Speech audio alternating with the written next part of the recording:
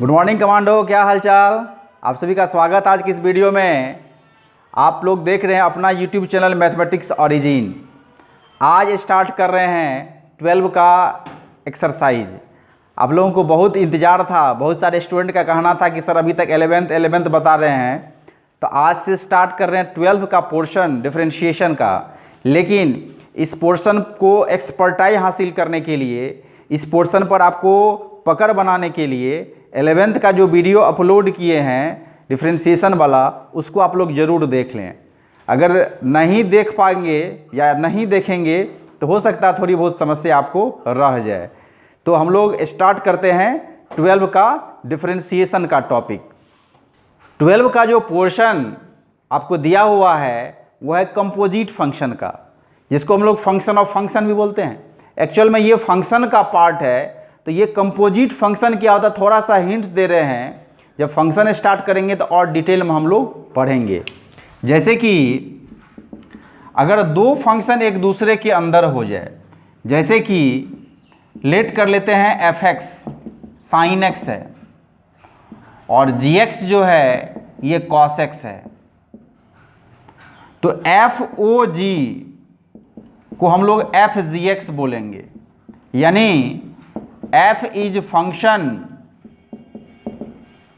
Of gx, इसका ये मतलब होता है। FOG का मतलब होता है FGX, जिसका मतलब हो गया f is function of gx, यानी f जो है वो gx का फंक्शन है।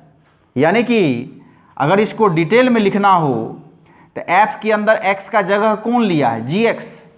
f के अंदर x का जगह कौन लिया है, gx, तो ये gx उठ के यहाँ भी आ जाएगा, यानी ये साइन gx हो जाएगा।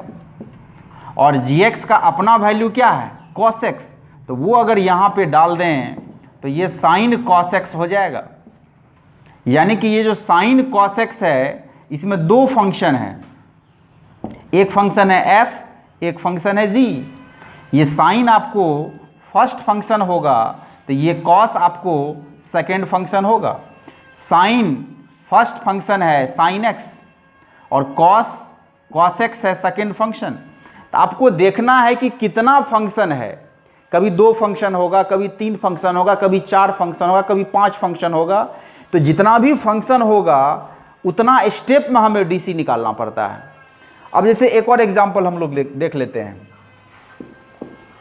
कि लेट कर लेते हैं fx आपको e⁻x और gx मान लेते हैं कि x² प्लस x प्लस 1 है, और मान लेते हैं यहाँ पे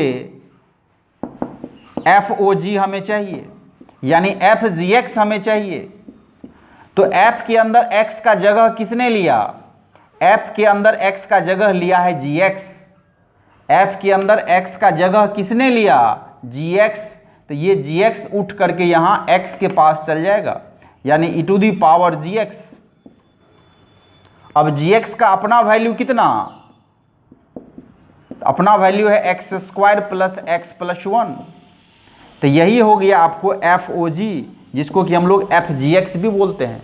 यहाँ पर दो फंक्शन कौन है, तो ये एक्सपोनेंशियल हो गया पहला फंक्शन, और ये पूरा पावर जो देख रहे हैं ये पूरा पावर हो गया सेकेंड फंक्शन।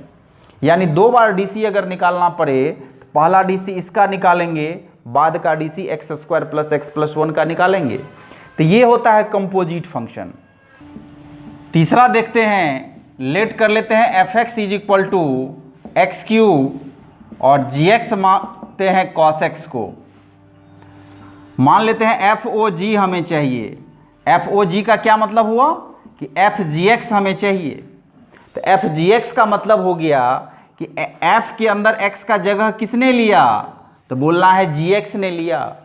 वो gx उठ करके यहाँ x के पास चल जाएगा, यानी ये हो जाएगा gx का क्यूब।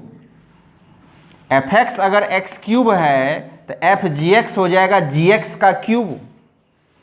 तो ये gx का अपना वैल्यू कितना, cos x, तो ये हो गया cos x का क्यूब। तो कहीं कहीं देखिएगा cos³ करके लिखा हुआ रहेगा, यानी कि इसको हम लोग cos³ करके लिखते हैं। तो जब भी cos³ हो और डीसी निकालना हो तो सबसे पहले आपको इस फॉर्म को इस फॉर्म में लाना पड़ेगा। यानी cos x का क्यूब।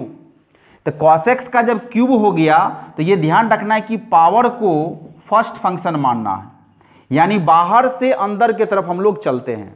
डीसी में क्या होता है, बाहर से अंदर की तरफ चलते हैं, तो बाहर में जो भेंट होगा वो फर्स्ट फंक्शन, उसके अंदर में जो भेंट होगा सेकेंड फंक्शन, उसके अंदर में जो भेंट होगा उसको थर्ड फंक्शन मानते हैं। तो बाहर में जब आएंगे तो सबसे पहले किससे भेंट होगी, पावर से, तो वो रोकेगा, इसलिए उसको फर्स्ट फंक्शन मानेंगे।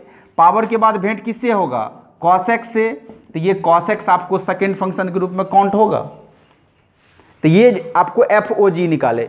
इसी एग्जाम्पल में इसका एक और बता रहे हैं, जैसे कि वो होता है GOF, इसका मतलब हो गया GFX। जैसे आपको बताए थे FOG में F is function of GX, वैसे ही GOF का मतलब हो गया G is function of FX, यानी G जो है वो FX का फंक्शन है। यानी G में X के जगह पर कौन गया, FX गया, यानी GX में X के जगह पर FX गया तो यहाँ भी X के जगह पर FX जाएगा, यानी cos FX हो जाएगा ये। अब FX का अपना वैल्यू कितना, FX का अपना वैल्यू है x क्यूब, तो यहाँ पर cos x क्यूब जो है ये आपको कंपोजिट फंक्शन हो गया।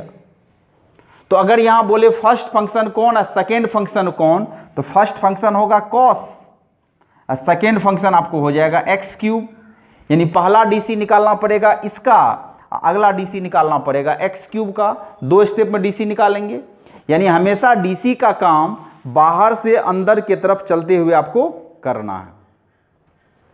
अगर कंपोजिट फंक्शन का डीसी निकालना हो, जैसे कि हम लेट कर लेते हैं y जो है वो FGX है, FGX का अगर डीसी निकालना हो तो सबसे पहले क्या बोले हैं कि आपको नंबरिंग करना पड़ेगा। आपको नंबरिंग बता रहे हैं इसलिए क्योंकि इससे सवाल बनाना आसान होता है और शुरू शुरू में आपको ऐसा काम करना है। बाहर से अंदर की तरफ देखिए कि बाहर में पहले किससे भेंट होगी, पहला फंक्शन कौन है, उसके बाद फिर देखिए सेकेंड फंक्शन कौन है। तो सबसे पहले यहाँ पर f आपको पहला फंक्शन है, इसको 1 मानिए, gx दूसरा फंक्शन है तो इसको 2 मानते हैं, यानी कि एक बार में एक ही फंक्शन का डीसी निकालना है और जिस फंक्शन का डीसी निकाल रहे हैं उसको छोड़ करके बाकी सभी फंक्शन को एज ए एक्स बिहेव करना है। तो कैसे इसका डीसी निकालते हैं सो देखिए, डिफरेंशिएट करेंगे, differentiate with respect to x, तो ये आपको हो जाएगा dy बाई डी एक्स। अब इधर देखिए dfgx बाई dgx, यानी पहला का डीसी हम दूसरा के सापेक्ष निकालेंगे। इसका डीसी निकाल रहे हैं, इसको छोड़ रहे हैं, लेकिन इसका डीसी निकालेंगे इसको इसके रेस्पेक्ट में। अब जब इसका काम हो गया तो इसको ढक लीजिए, तो आपको क्या दिख रहा है, gx। अब चूंकि gx का फंक्शन है इसीलिए इसका डीसी निकालेंगे x के रेस्पेक्ट में, इसका डीसी निकालेंगे इसके रेस्पेक्ट में और gx का डीसी निकालेंगे x के रेस्पेक्ट में। चूंकि यहाँ 2 ही फंक्शन है इसलिए 2 ही स्टेप में काम करना है। तो अगर इसका फाइनली हम देखें तो जिसके रेस्पेक्ट में डीसी निकालते हैं उसका कोई काम नहीं करना है, तो इसका डीसी निकाल रहे हैं तो डीसी को डैश दे करके हम लोग लिखते हैं। यहाँ भी gx का जब डीसी निकाल रहे हैं तो इसको g डैश x करके हम लिखेंगे, तो यही आपको dy बाई डी एक्स हो गया। तो ये जो टर्म आपको मिला है इससे आपको ध्यान रखना है कि f डैश gx, यानी f का डीसी निकाले gx को छोड़ दिए, gx का डीसी निकालेंगे तो g डैश x हो गया। यानी पहला स्टेप में इसका डीसी निकाले, ये यहाँ से लेकर यहाँ तक ये हो गया फर्स्ट स्टेप हुआ, और इसका जो डीसी निकालेंगे तो ये आपको सेकेंड स्टेप हो गया। यानी 2 फंक्शन था यहाँ पे तो 2 स्टेप में हमने डीसी निकाला। 3 फंक्शन अगर रहेगा तो 3 स्टेप में डीसी निकालेंगे। इसी पर आधारित एक एग्जांपल ले रहे हैं, y is equal to sine cos x, इसका हमें डीसी चाहिए। सबसे पहला काम क्या बोले हैं, नंबरिंग कर लीजिए कि कितना फंक्शन है यहाँ पे। ये साइन आपको फर्स्ट फंक्शन हुआ तो ये कॉस आपको सेकेंड फंक्शन होगा, यानी यहाँ पर डीसी निकालेंगे 2 स्टेप में। तो जब डीसी निकालते हैं डिफरेंशिएट करेंगे कि differentiate with respect to x, तो y का dc आपको dy/dx होगा। शुरू में क्या करेंगे, स्टार्टिंग स्टेप में जब सवाल को बनाते हैं तो शुरुआती 1-2 लेक्चर्स में हम भी यूज़ करेंगे और आप लोग को भी यूज़ करना है। डिटेल में लिखिए, उससे होगा कि आपका कन्फ्यूजन दूर होगा। तो डिटेल का क्या मतलब हुआ, इसको लिखेंगे कि d sin cos x upon d cos x, यानी इसका dc निकालना है इसके रेस्पेक्ट में, और फिर लिखेंगे d cos x upon dx। तो ये जो dc आप देखते हैं, dc ऑफ कंपोजिट फंक्शन जो होता है, इसको हम लोग चेन रूल भी बोलते हैं। चेन रूल, जिसको श्रृंखला का नियम कहा जाता है, श्रृंखला का नियम कहा जाता है। यानी कि हम लोग एक चेन में काम करते, एक श्रृंखला में काम करते हैं। पहले फर्स्ट का काम करेंगे, फिर सेकंड का काम करेंगे, फिर थर्ड का काम करेंगे, फिर फोर्थ का काम करेंगे, ऐसे एक श्रृंखला में काम करते हैं। तो फर्स्ट का डीसी निकाले किसके रेस्पेक्ट में, फर्स्ट को छोड़कर बाकी के रेस्पेक्ट में, यानी यहाँ सेकंड है एक ही, उसी के रेस्पेक्ट में। इसको ढक लेते हैं, ढक लिए तो क्या दिख रहा है, cos x, यानी cos किसका फंक्शन, x का, इसीलिए cos x का डीसी निकालेंगे x के रेस्पेक्ट में। और जब लास्ट में आपको x मिल जाए तो फिर आगे बढ़ने की जरूरत नहीं है। जिसके रेस्पेक्ट में हम डीसी निकालते हैं इसको x मानना है। जैसे यहाँ समझिए cos x नहीं है, ये क्या है, x है। तो x ये है मतलब sin x है, तो sin x का डीसी क्या होता है, cos x, sin x का डीसी cos x।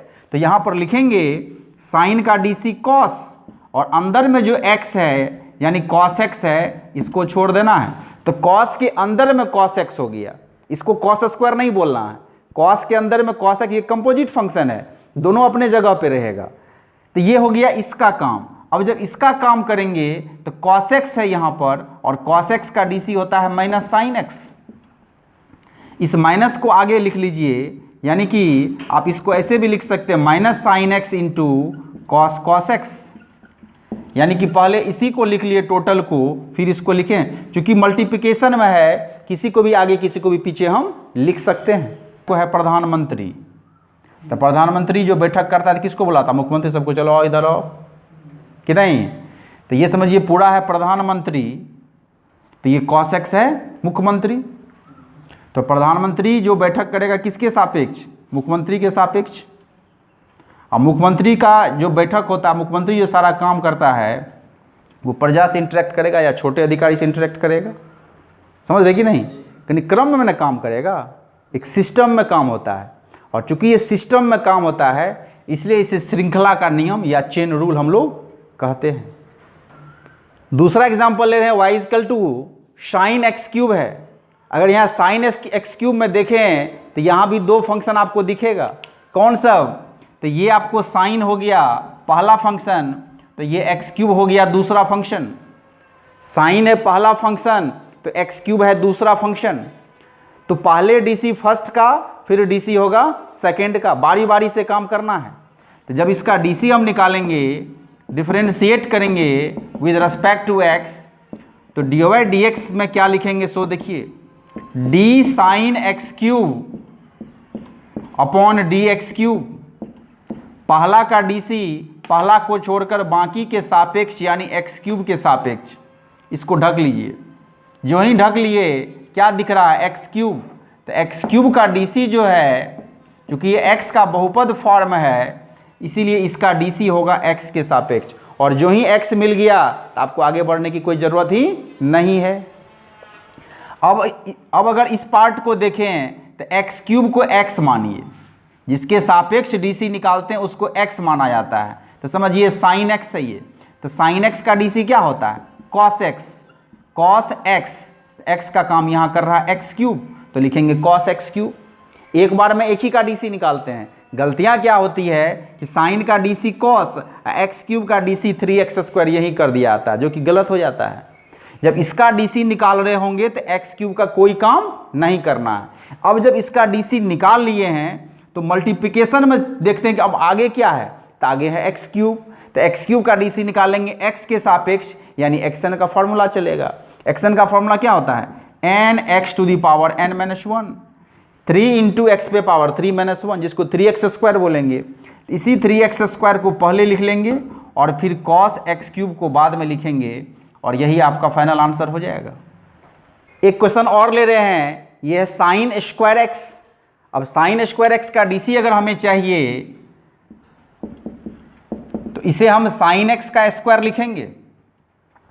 जब भी ट्रिगोनोमेट्री पर पावर हो उसको बाहर निकाल लीजिए, क्योंकि जब बाहर निकाल लीजिएगा तो वहाँ से आपको स्पष्ट दिखेगा कि कौन फर्स्ट फंक्शन है कौन सेकेंड फंक्शन है, नहीं तो आपको कन्फ्यूजन होगा।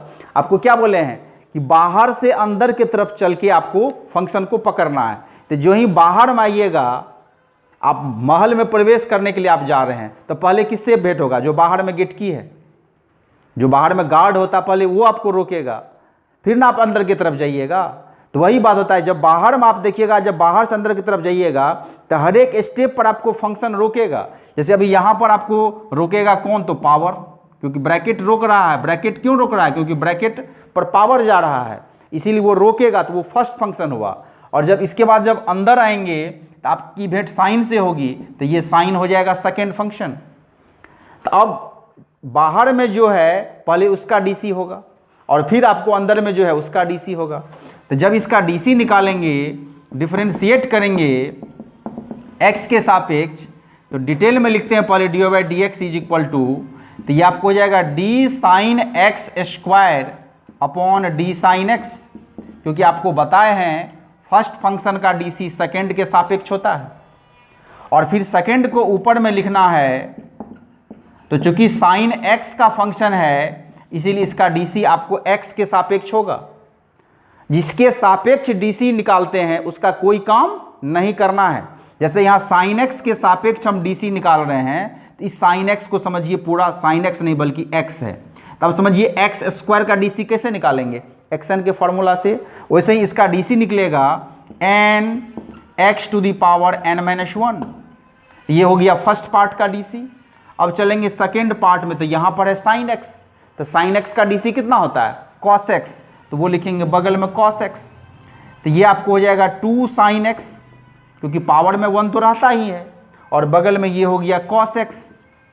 तो आप आंसर को यहाँ भी छोड़ सकते हैं 2 sin x cos x, लेकिन ट्रिगोनोमेट्री का यूज हमेशा किया जाता है। और ये 2 sin x cos x आपको sin 2x का फॉर्मूला होता है, इसीलिए इसे एक स्टेप और आगे बढ़ा करके आपको आंसर टिक करना है।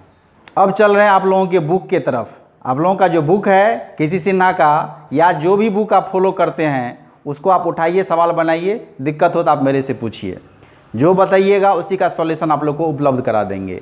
लेकिन हम आपको बता रहे हैं अभी केसी सिन्हा का जो बुक है 12 का, उसका एक्सरसाइज 11.1, उसका अगर आप एक क्वेश्चन देखें, ये 1 का 1 नंबर क्वेश्चन है, sin ax प्लस b दिया हुआ है बुक में, और करा इसका DC निकालिए x के सापेक्ष।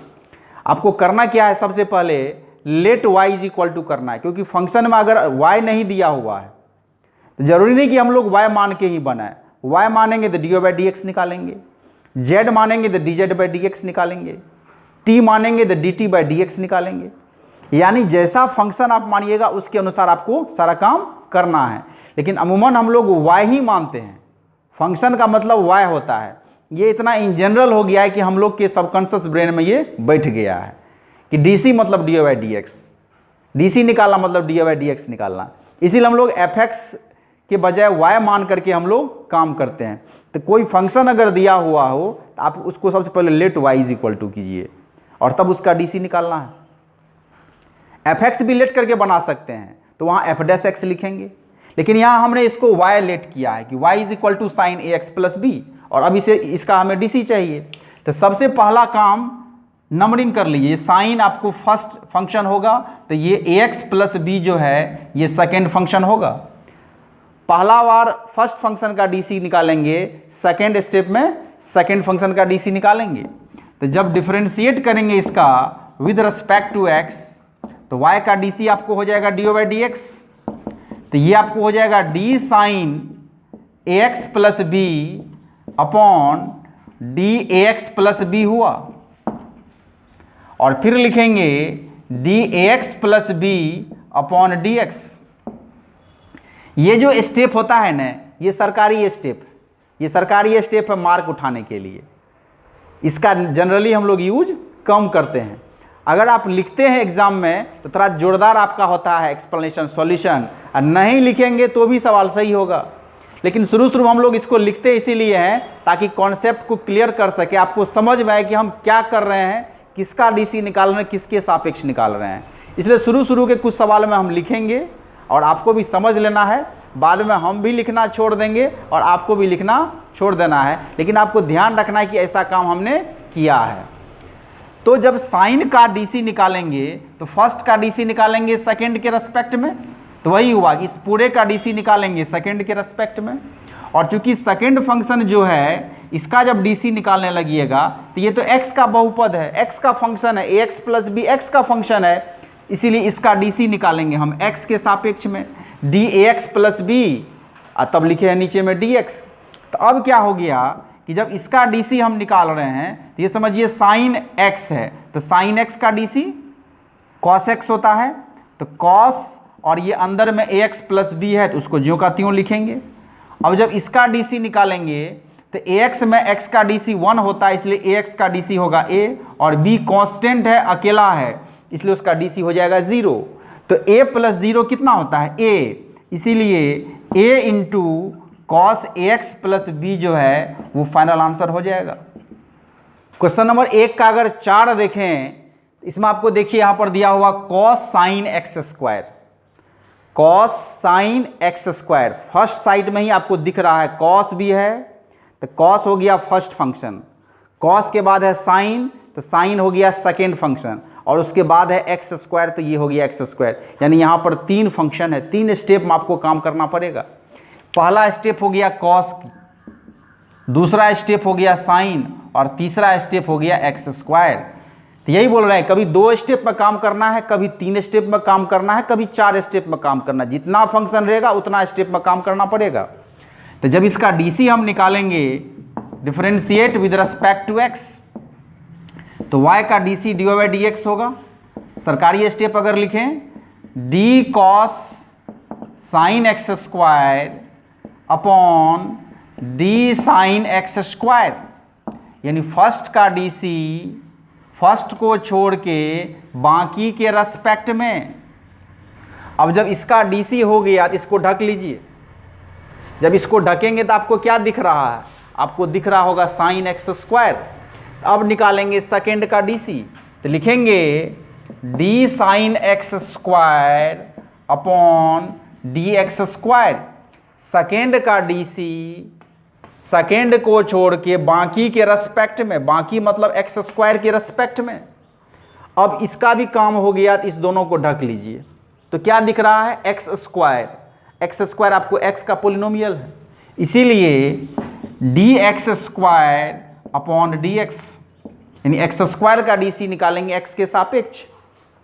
तो 3 फंक्शन 3 स्टेप में काम किए। जिसके सापेक्ष डीसी निकाल रहे हैं उसको एक्स मानिए, उसको x मानना है। तो ये समझिए पूरा का पूरा x है, तो cos x का डीसी कितना माइनस साइन एक्स, x मतलब साइन एक्स स्क्वायर। यहां पर देखिए एक्स स्क्वायर को समझिए x है, तो साइन x का डीसी cos x, तो यहां पर हो जाएगा cos x स्क्वायर, और इसमें x स्क्वायर का डीसी निकालेंगे तो वहां लगेगा xn का फॉर्मूला। xn का फॉर्मूला कितना nx to the power n - 1, इसलिए एक्स स्क्वायर का डीसी आपको हो जाएगा 2x। तो ये पहला स्टेप, दूसरा स्टेप, तीसरा स्टेप। जो सबसे छोटा टर्म होता है उसको सबसे आगे लिखा जाता है। तो -2x sign sign x square, और बगल में cos x स्क्वायर आपको रहेगा ही। यही आपको फाइनल आंसर हो गया। इस 2x को सबसे आगे ले आए हैं, फिर ये टर्म लिखा हुआ है, गुणा में फिर ये टर्म लिखा हुआ है। 1 का 6 नंबर अगर क्वेश्चन देखें तो यहाँ पर आपको दिया हुआ रूट और अंदर में है x square plus x plus 1। तो रूट भी पावर होता है, रूट भी पावर होता है, जिसको पावर में हम लोग हाफ लिखते हैं। इसलिए रूट को भी यहाँ पे पावर मानना है, और पावर फंक्शन जो होता है वो पहले आपको रोकेगा। इसीलिए रूट जो है ये फर्स्ट फंक्शन मानिए इसको, और ये पूरा का पूरा पोलिनोमियल हो गया, ये सेकेंड फंक्शन मानिए इसको। यानी कि यहाँ भी 2 स्टेप में आपको डीसी निकालना है। पहले रूट के कारण और फिर अंदर में जो पोलिनोमियल है उसके कारण। जब इसका डीसी हम निकालेंगे, डिफरेंशिएट करेंगे इसको, तो dy/dx जो लिखेंगे, पहला स्टेप लिखते हैं सरकारी स्टेप समझने का, तो लिखेंगे इसको d root x square plus x plus 1 upon d x square plus x plus 1, और फिर ये पूरा का पूरा टर्म अगर ऊपर जाएगा तो D x square plus x plus 1 upon आपको हो जाएगा डी एक्स। चूँकि ये x का बहुपद है इसीलिए x के सापेक्ष डीसी निकालेंगे। इस पूरे को आप x मानिए, क्योंकि इसके सापेक्ष आप डीसी निकाल रहे हैं, इस पूरे को x मानिए, तो समझिए ये रूट x है, तो रूट x का डीसी कितना 1/2 रूट x, तो ये आपको हो जाएगा इस तरीका से। और यहाँ पर जब आएंगे तो यहाँ पर तो ये पोलिनोमियल है, यानी u प्लस वी प्लस डब्लू, रूल बताए थे ना एडिशन का, u प्लस वी प्लस डब्लू, यानी सबका अलग अलग डीसी निकालेंगे। एक्स स्क्वायर का डीसी एक्सन का फॉर्मूला 2x होगा, x का डीसी 1, अब 1 कांस्टेंट है अकेला है, डीसी 0 हो जाएगा, उसमें लगा दिए एडिशन का रूल। तो ये आपको कितना हो गया 2x प्लस 1, तो 2x प्लस 1 को लिखेंगे ऊपर में और नीचे में आपको हो जाएगा 2 x square plus x plus 1, और यही आपको फाइनल आंसर हो जाएगा। क्वेश्चन नंबर 3 अगर देखें तो ये कॉसेक एक्स लिखा हुआ है, इसको कॉसेक स्क्वायर नहीं समझना है। एक फंक्शन के अंदर में दूसरा फंक्शन है, cosec x into cosec x रहता तो वो कॉसेक स्क्वायर एक्स हो जाता है, लेकिन यहाँ कॉसेक के अंदर में कॉसेक एक्स है, यानी कंपोजिट फंक्शन है, ये फंक्शन ऑफ फंक्शन है। यहाँ पर आपको चेन रूल लगाना पड़ेगा, श्रृंखला का नियम लगाना पड़ेगा। तो आपको सबसे पहले क्या करना है, फंक्शन देखना कई ठो फंक्शन है। पहला कॉसेक ये हो गया फर्स्ट फंक्शन, और दूसरा कॉसेक ये होगा सेकेंड फंक्शन। ये कॉसेक इस कॉसेक एक्स का फंक्शन है और ये कॉसेक एक्स का फंक्शन है, अंतर यही है। जब इसका डीसी हम निकालेंगे, differentiate with respect to x, तो dy/dx जब निकालेंगे तो ये आपको हो जाएगा d cosec x upon d cosec x, यानी इस पूरे का डीसी सेकेंड फंक्शन के रेस्पेक्ट में, और ये जब ऊपर जाएगा तो d cosec x upon d x होगा, क्योंकि कॉसेक एक्स का फंक्शन है और उसका डीसी भी हमें एक्स के सापेक्ष निकालना है। इस पूरे कॉसेक को नीचे वाले को एक्स समझिए कॉसेक, और ये समझिए एक्स है, तो कॉसेक एक्स का डीसी कितना minus cosec x into cot x. इस कॉसेक इसको x मानिए, कॉसेक x का DC minus cosec x into cot x, ये फॉर्मूला होता है। तो x का काम कौन कर रहा है, कॉसेक x कर रहा है, इसीलिए यहाँ पर अंदर में आपको कॉसेक x लिखना पड़ेगा। कन्फ्यूजन होता है कि कॉट कहाँ से आ गया, तो कॉट आता है फॉर्मूला से। कॉसेक x का डीसी कितना minus cosec x into cot x, एक टर्म का डीसी में 2 टर्म आता है। 10 का डीसी सेक स्क्वायर एक्स, लेकिन सेक का डीसी होता है सेक एक्स 10x, 2 टर्म आ गया ना।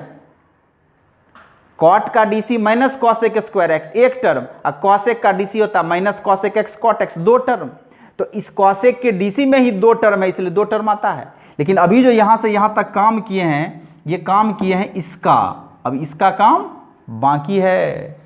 इस कॉसेक का जब डीसी निकालेंगे तो फिर लिखेंगे minus cosec x into cot X, गुना में ही, तो ये माइनस और ये माइनस गुना में क्या होगा प्लस हो जाएगा, यानी cosec x cot cosec x into cosec x into cot x. मतलब ये दोनों टर्म भी गुना में लिख दिए हैं, ये टर्म यहाँ पे, ये टर्म यहाँ पे, और दोनों टर्म को बगल में गुना में लिख दिए हैं। यही आपको फाइनल आंसर हो जाएगा। अगला क्वेश्चन देख रहे हैं 5 नंबर का। इसमें आपको दिया हुआ है 10x डिग्री। तो सबसे पहला स्टेप आपको y is equal to let करना है। तो सबसे पहला काम किए y इज इक्वल टू और फिर लिखे हैं 10x डिग्री। आपको ये ध्यान रखना है कैलकुलस में डिग्री का यूज़ नहीं होता है। जब भी एंगल हो, आपको ट्रिगोनोमेट्री का जो एंगल होता है वो रेडियन मेजरमेंट में आपको काम करना है। तो डिग्री को जब रेडियन में कन्वर्ट करते हैं तो π/180 से आपको मल्टीप्लाई करते हैं। इसीलिए यहाँ पर एक स्टेप आगे बढ़ के हमें 10πx/180 लिखना है। 10 पाई एक्स बाय 180 लिखना है। डिग्री को रेडियन में कन्वर्ट करने के लिए पाई बटे 180 से गुना किया जाता है। तो अब जब इस डिग्री को आप इस फॉर्म में ले आए हैं, तब अब इसका डीसी निकालने पर आपको विचार करना है। तो ये 10 यहाँ पर फर्स्ट फंक्शन होगा और ये अंदर का जो टर्म है एंगल, ये सेकेंड फंक्शन होगा। तो जब इसका डीसी आप निकालेंगे, डिफरेंशिएट करेंगे विद रिस्पेक्ट टू एक्स, तो पहला स्टेप जो सरकारी स्टेप होता है मार्क लाने वाला, खानापूर्ति है ये समझिए D10 pi x by 180 by d pi x by 180 होगा। यानी कि इस पूरे का डीसी सेकेंड के रेस्पेक्ट में, और जब इसको ऊपर ले जाएंगे डी पाई एक्स बाय 180 को, तो इसका डीसी एक्स के रेस्पेक्ट में होगा, क्योंकि कहीं ना कहीं ये एक्स का पोलिनोमियल फॉर्म है, एक्स का बहुपद रूप है।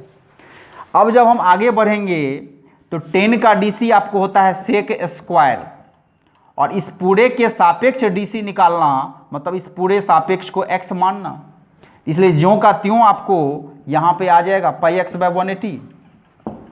और जब आगे बढ़ेंगे तो इसमें x का डीसी होता है 1, इसीलिए ये पाई बाय 180 हो गया। तो कोई भी कांस्टेंट संख्या को आगे लिखिए, यानी कि यहाँ पर डी बाई डी एक्स जो है उसको लिखना है pi by 180 into sec square pi x by 180। आप आंसर को यहाँ भी छोड़ सकते हैं, लेकिन चूंकि ये जो पाई एक्स बाय 180 है, ये किसके जगह पर लिखे हैं आप? एक्स डिग्री के जगह पर लिखे हैं आप। इसीलिए लास्ट में अगर आप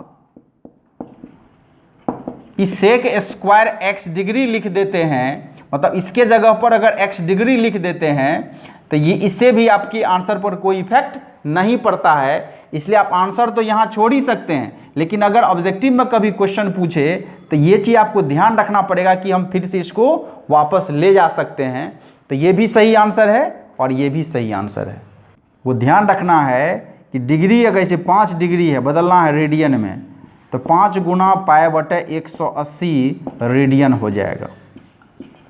बात समझ रहे हैं? क्यों?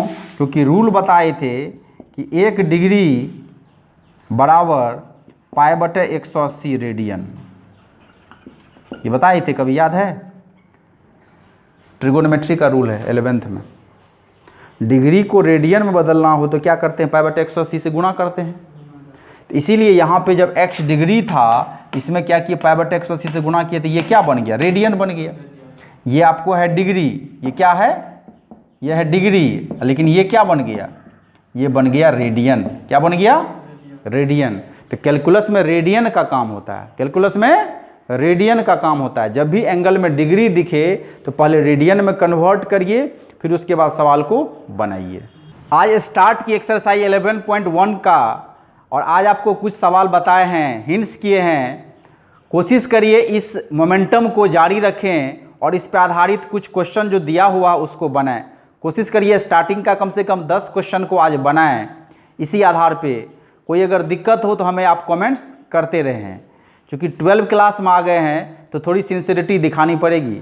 नोट्स बनाइए बढ़िया से, थ्योरेटिकल पोर्शन का भी और क्वेश्चन का भी, ताकि लास्ट टाइम में, एग्जामिनेशन टाइम में आपको कोई दिक्कत नहीं हो, आपको एक अच्छा सहयोग मिल पाए आपके नोट्स से। चैनल को सब्सक्राइब कर लीजिए, नोटिफिकेशन बेल को ऑन कर लिए, ताकि वीडियो जब भी डले इसकी सूचना आपको तत्काल मिले।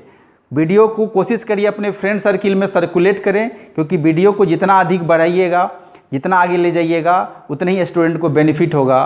और कहीं ना कहीं ये चैनल जब ग्रो करेगा तो आपको और भी बेहतरीन कॉन्सेप्ट, बेहतरीन अंदाज में आपको दे पाने में हम सक्षम होंगे। तो हमें आशा है कि आप लोग पूरे मेहनत के साथ पढ़ते होंगे। मेरी शुभकामनाएं आप सभी के साथ है और रहेगी भी। आप सभी को best of luck. Thank you. जय हिंद।